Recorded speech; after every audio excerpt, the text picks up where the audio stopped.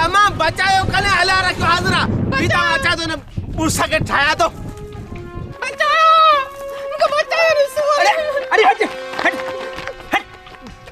तो की शर्म कोंदो छ हां पुसा जड़ो बकरी हलंदी होने पाड़े जी छोकरी में हथा दे हां गाल बुध हिन बचाए के सर के ना अल्लाह रखो के था जियो तो जो वने छा असांजो बचायो वे पगार वठण आऊं मांदो वेठो असांजे प्यार जो टाइम आ इकरार जो टाइम आ इज़हार जो टाइम आ हलड़े हल अरे तो केड़ा मुखे पैसा दिने हां ता शादी ना करी ओ या गाल हां आई ना बफार जो लेखो पैसा जी गाल अचे नमजी रानी अल्लाह क्या तू मुझे सब पता है हत्ती कटड़ है अरे हत्ती कटड़ स्टॉप गाल बुत पेरी गाल प्यार जी हुई इश्क जी हुई मोहब्बत जी हुई पर हां पैसे जी गाल है पैसे जी गाल में को बटंगड़ाइंदो तो ने क्यों जीरो को समझाई हल तो ने कोन मनी लाया जूतो बी जूते मुंह थोड़ा होड़ा कर ये आई तो क्या वाला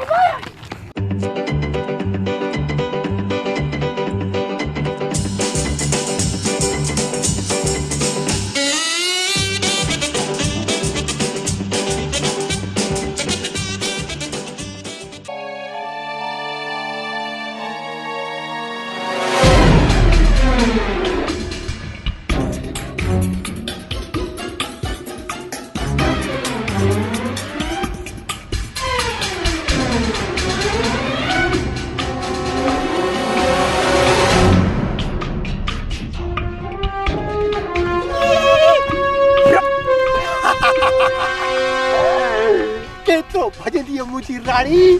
जंगल में जबलन में पहाड़न में नदीन में आओ तुझे पोया खोर आया कारे कुत्ते वांगुर तुझे पोया आया मुझे रानी आओ तुझो आशिक आया मजनू आया दीवाना आया This watch of Saint Fisher बस बात है Saint Fisher आया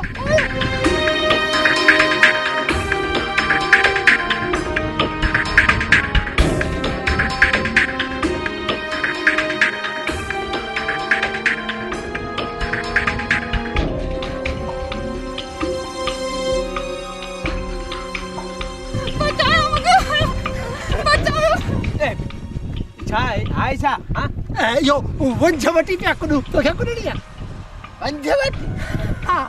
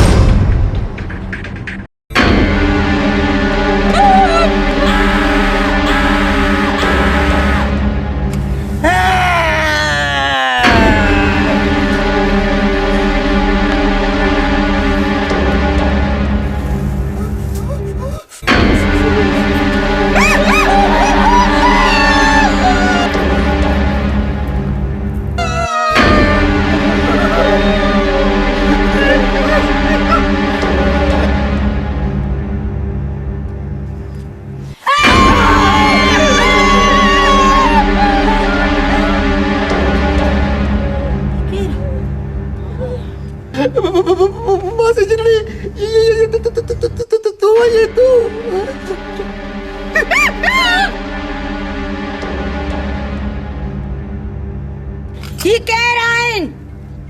ये आदमजात है तेरे आदमजात जी हिम्मत की थी ते चढ़ जी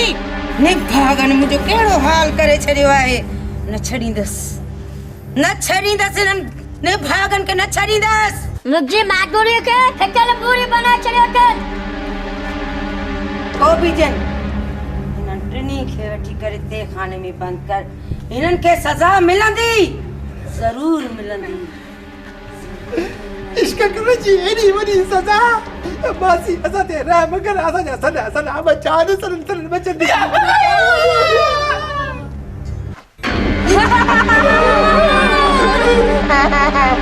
अॼु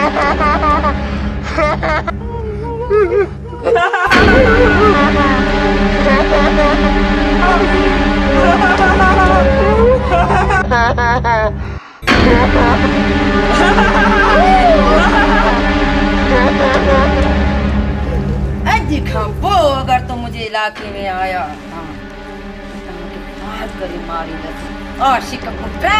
असांखे कहिड़ी ख़बर आहे अॼु त छोरी जे पोयां जे या छोरी नहीं यो छोरो है अरे निभागा असीं रुगो ने छोरी करे ने जे पोयां लगा दी तो डांस मासी मदा जी करे दी भला मदा करे दी असांखे माफ़ कर पंहिंजी दिलि साफ़ कर जादू हण त असां हितां निकिरी वञूं असांजी जान छुटी वञे